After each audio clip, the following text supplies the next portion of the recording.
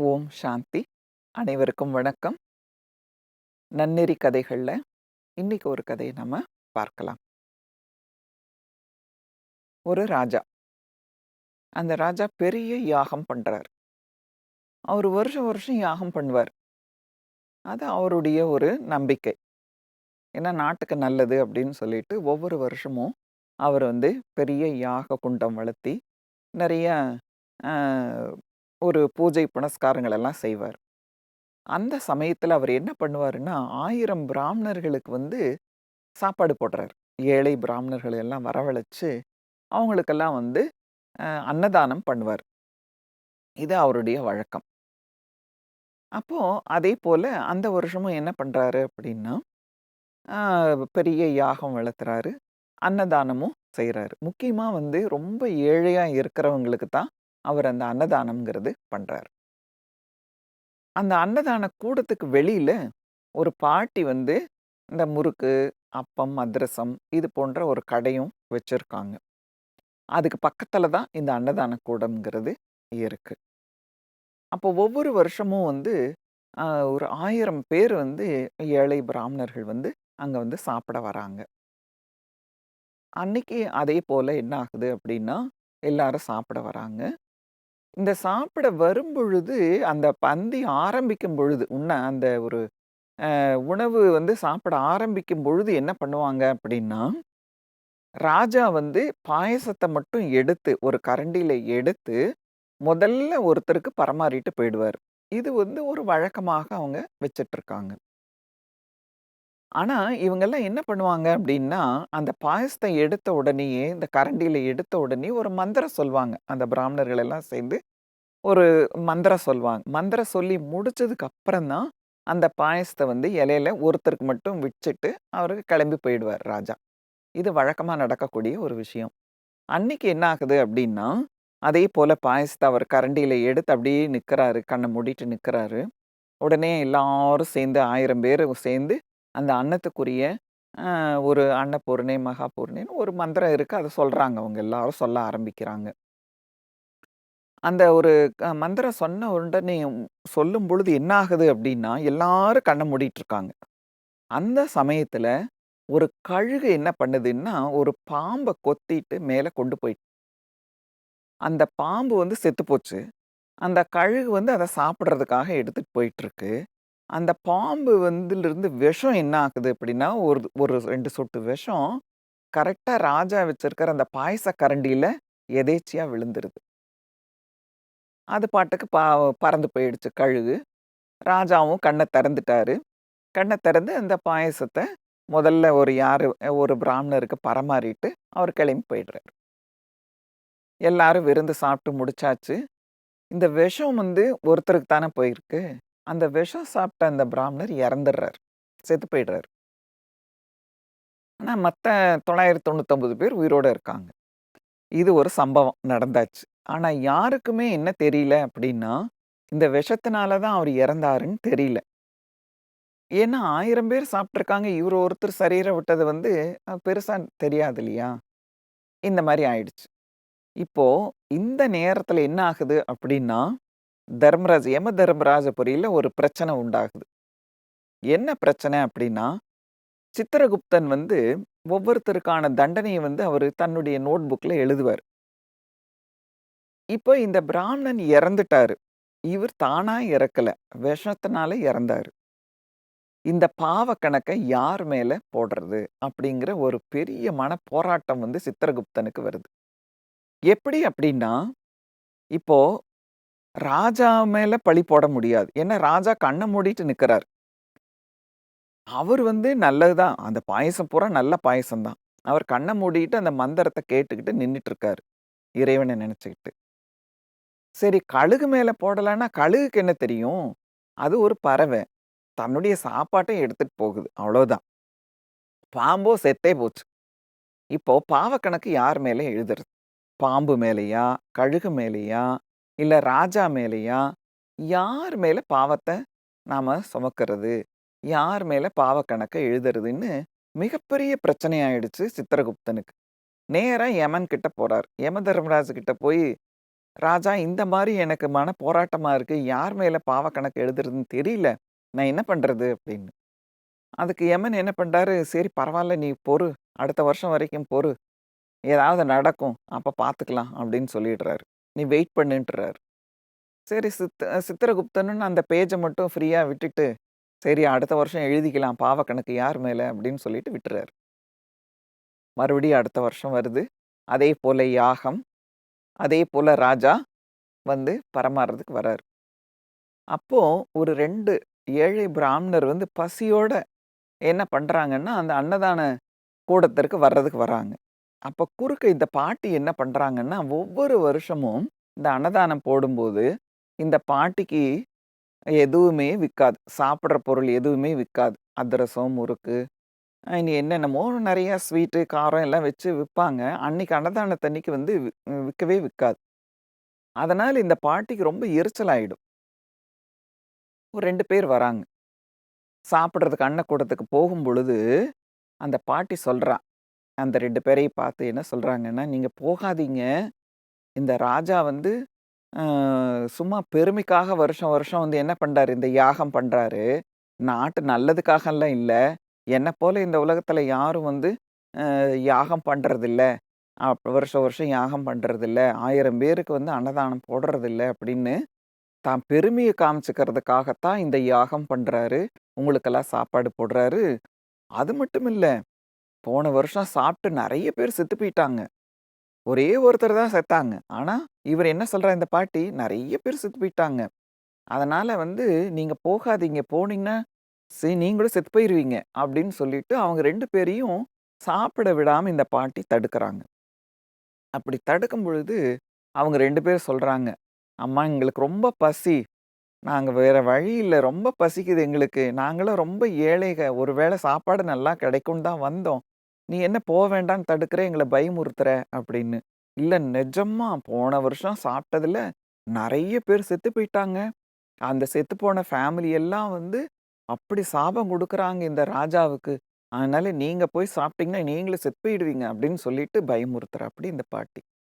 அதுக்கப்புறம் என்னாச்சு, அவங்க 2 பேரும் வந்து, "சரி, எங்களுக்கு பயமா வேற இருக்கு. நீ சொல்லிட்ட. நீ தான் பக்கத்திலேயே இருக்கியே, பார்த்துருப்ப. அதனால ஒருவேளை உண்மையா இருக்குமோ என்னமோ! ஆனாலும் எங்களுக்கு பசிக்குது. உன் கடையிலிருந்து எனக்கு ஏதாவது குடு. 2 அப்பமாவது குடு." அப்படின்னு சொல்லி கேட்டா, அதுக்கும் இந்த பாட்டி இருந்துட்டு, "காசு குடு நான் தரேன்." அப்படிங்கிறா. "காசெல்லாம் நான் தரமாட்டேன். எங்ககிட்ட இல்ல. இருந்தா நாங்க ஏன் இப்படி இருக்கோம்? இந்த அன்னதான கூடத்துக்கு வரோம்.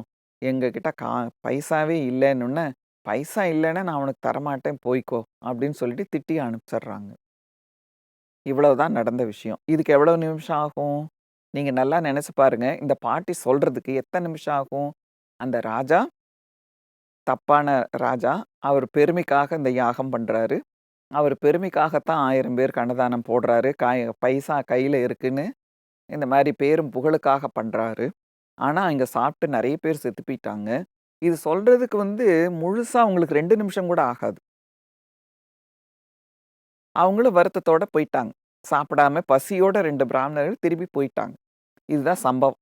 இவ்வளோதான் நடந்ததுக்கு. உடனே மேலிருந்து யமன் பார்க்குறாரு. "பாத்தியா? பாவக்கணக்க யார் மேல எழுதணும்னு நெனச்சியே, இந்த பாட்டி மேல நீ பாவக்கணக்க எழுது." அப்படிங்கிறாப்படி.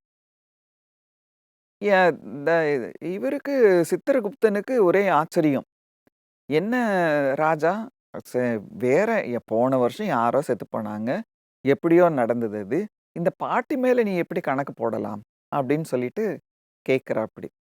அப்போ யமன் சொல்றாரு, "1 இல்ல, 2 இல்ல. கிட்டத்தட்ட 12 கேஸ் இவர் மேல இந்த பாட்டி மேல போடலாம்." என்ன? ராஜாவை வந்து என்ன பண்ணிட்டாரு அவங்க? பொய்யான ஒரு குற்றச்சாட்டை வந்து வைக்கிறாங்க. ராஜா எந்த தப்பும் செய்யல. ஆனா வந்து, அவர் உண்மையாகவே நாட்டுக்கு நல்லது செய்யணும் அப்படிங்கிறதுக்காக, அவரு யாகம் பண்றாரு. யாகம் பண்ணும்போது மழை வரும். நாட்டுக்கு நல்லது. அதனால பண்றாரு. மேலும் வந்து ஏழையாக பசியோடு இருக்கிறவங்களுக்கு நல்லா வயிறார உணவு தராரு.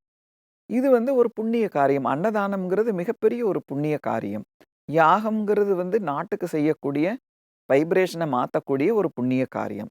இத வந்து தப்பா பேசி, பொய்யான ஒரு குற்றச்சாட்டை வந்து வைக்கிறாங்க. மேலும் செத்து போனவங்க ஒரே ஒருத்தர் தான். ஆனா இவங்க என்ன பண்றாங்க, பழைய நெறைய பேர வந்து கொன்னுட்டதாக சொல்றாப்டி. அதாவது தவறான ஒரு ஸ்டேட்மெண்ட் வந்து குடுக்குறாங்க.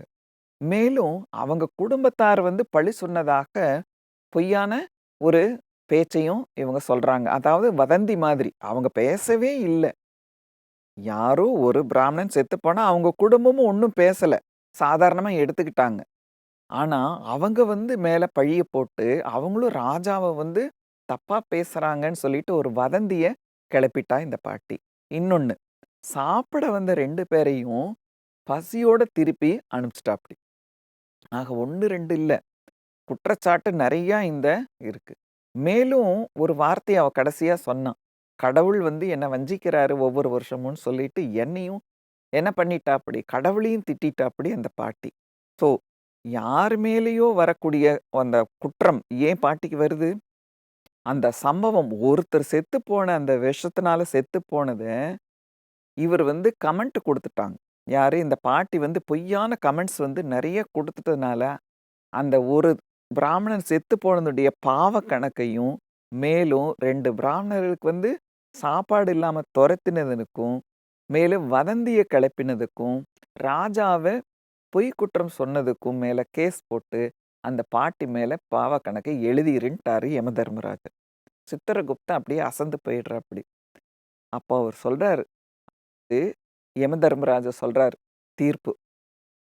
நாம ஒருத்தருடைய செயலை வெளிப்புறமாக பார்த்து, நாம என்ன பண்ணக்கூடாது, அவங்கள பொய்யான குற்றச்சாட்டையோ, பொய்யான வதந்தியையோ நாம சொன்னால், பாவக்கணக்கு நம்மகிட்ட தான் வந்து சேரும். அந்த பாவத்த நாமளே செஞ்ச மாரி தான் வந்து சேரும். இத்தனைக்கும் அந்த விஷத்துக்கும், அந்த அவங்க செத்து போனதுக்கும் பாட்டிக்கும் எந்த சம்மந்தமுமே இல்ல. ஆனாலும் கூட, நீங்க அந்த காரணமா வச்சு நெறைய தவறுகள் செஞ்சதுனால, அந்த பாவக்கணக்கு பூரா நம்மளை வந்து சேரும். அதனால தான் இந்த வதந்திய கிளப்புறதோ, இல்ல மத்தவங்க மேல தவறான குற்றச்சாட்டுகளை வைப்பதோ, மிகப்பெரிய பாவம்ங்கிறது இந்த கதையிலிருந்து நாம தெரிஞ்சுக்கோ பேசினது என்னமோ 1 நிமிஷம் தான். ஆனா, செக்ஷன் வந்து 12 செக்ஷன் வரும். நீங்க விவரிச்சு பார்த்தீங்கன்னா. அந்த அளவுக்கு வந்து என்ன வருகிறது? தர்மராஜபுரியில தீர்ப்புங்கிறது நமக்கு கிடைக்கும். அதனால எப்பொழுதுமே வந்து இறைவன் நம்ம கூடவே இருக்காரு, அப்படின்னு நம்ம சொல்றோம். ஒரு நல்லது நடந்தா இறைவன் என் கூட இருக்காரு, அப்படின்னு நம்ம சொல்றோம். இன்னொன்னு என்ன அப்படின்னா, அ எப்பவுமே நான் வந்து கடவுள் என் கூட இருக்கிறத விரும்புறேன் அப்படின்னும் சொல்லுவோம் நாம. உங்க வீட்ல ஒரு பெரியவரு வீட்ல வந்து ஒரு பெரிய மினிஸ்டரோ, இல்ல உங்களுக்கு ரொம்ப பெரியவங்களோ வீட்ல விஐபியோ உங்க கூட ஒரு நாள் ஃபுல்லா இருந்தா நீங்க எப்படி நடந்துக்குவீங்க? நீங்க தவறா பேச மாட்டீங்க, கரெக்ட்டா இருப்பீங்க, அமைதியா இருப்பீங்க, ஒத்துப்பீங்க, சகிச்சுக்குவீங்க. அந்த மாரியெல்லாம் நம்ம நடந்துப்போம். ஆனா, நாம என்ன ஸ்டேட்மெண்ட் குடுக்குறோம் தெரியுங்களா? என் கடவுள் என் கூடவே இருக்கிறார், கூடவே இருக்கிறார்ன்னு நம்ம சொல்றோம். கடவுள் கூடவே இருந்தால், நாம் எப்படி பார்ப்போம்? கடவுள் கூடவே இருந்தா எப்படி பேசுவோம்? கடவுள் கூடவே இருந்தா எப்படி நடந்துப்போம்? கடவுள் கூடவே இருந்தா மற்றவங்களுடைய காரிய விவகாரங்கள்ல எப்படி நாம வந்து முடிவு எடுப்போம்? இது நீங்க நெனச்சு பாருங்களேன். நம்ம வாயில சொல்லிடலாம் என் கூட கடவுள் இருக்காருன்னு. ஆனா பக்கத்துல நீங்க கற்பனை பண்ணி பாருங்க. என் கூடவே கடவுள் இருக்காரு, கூடவே வந்துகிட்டு இருக்காரு அப்படின்னு கற்பனை பண்ணி பாருங்க. அப்ப நம்முடைய ஒவ்வொரு எண்ணமும், சொல்லும், செயலும், பார்வையும் ரொம்ப கரெக்ட்டா இருக்கும். சொல்றதோட மட்டுமல்லங்க, நாம எல்லாருமே ஃபீல் பண்ணணும். கடவுள் கூடவே இருக்காருங்கிறத ஃபீல் பண்ணணும். நாம வீட்ல பூஜை ரூம் வச்சிருக்கோம். அத கதவ சாத்திட்டா கடவுள் உள்ளுக்குள்ள நம்மள பார்க்க மாட்டாருன்னு நெனைக்கிறீங்களா? நம்ம பூஜை பண்றோம். அப்புறம் கதவ சாத்திர்றோம். அப்புறம் அவ்வளவுதானா? அப்புறம் கடவுள் நம்மள பார்க்க மாட்டாரா? அப்ப நம்ம வீட்ல நடக்கக்கூடிய விஷயங்களை அவர் பார்ப்பாரா? மாட்டாரா? அந்த பூஜை ரூம்ல அவர் இருக்காரா? இல்லையா? எந்த மாரி நம்புறோம் நாம்ப? கடவுள் எப்பொழுதும் நம் மீது பார்வையை செலுத்திக் கொண்டே இருக்கிறார். நாம் என்ன பண்றோங்கிறத கடவுள் பார்வை நம்ம பார்வை இருக்கு. இது நீங்க நல்லது பண்ணாலும் பார்ப்பாரு, கெட்டது பண்ணாலும் பார்ப்பாரு. ஆனா நல்லது பண்ணும்போது மட்டும் என்ன கடவுள் பார்த்துட்டு இருக்காருன்னு சொல்ற நாம, நாம தீய ஒரு செயலை செய்யும் பொழுதோ, தீயதை எண்ணும் பொழுதோ, பேசும் பொழுதோ, இதையும் கடவுள் பார்க்கிறாரு அப்படின்னு நாம ஏன் நினைக்கிறதில்ல? இதுதான் விழிப்புணர்வு, இதுதான் ஞானம். ஆக இந்த ஞானம்னா என்ன? ஒவ்வொரு செகண்டும் நாம எப்படி இருக்கணும், நடந்துக்கணும், பார்க்கணும், செய்யணும். இதனால என்ன விளைவுகள் ஏற்படும்னு புரிதல் தான் உண்மையான ஞானம்னு சொல்ல முடியும். ஆக எப்பவும் வதந்திகளை நாம பேசக்கூடாது.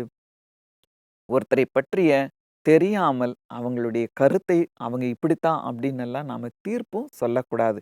இங்க நாம அந்த மாரி தீர்ப்பு சொல்லிட்டா, நாம யம தர்மராஜனுடைய தீர்ப்பை சந்திக்க வேண்டியிருக்கும். ஆகவே கொஞ்சம் நாம எச்சரிக்கையாக இருக்கலாம். யாரை பற்றியும் கமெண்ட்ஸ் நாம கொடுக்க வேண்டாம். அந்த அளவுக்கு நம்மள நாம மனசுக்குள்ள உணர்ந்து நம்மை தயார் பண்ணிக்கலாம். ஓகேங்களா?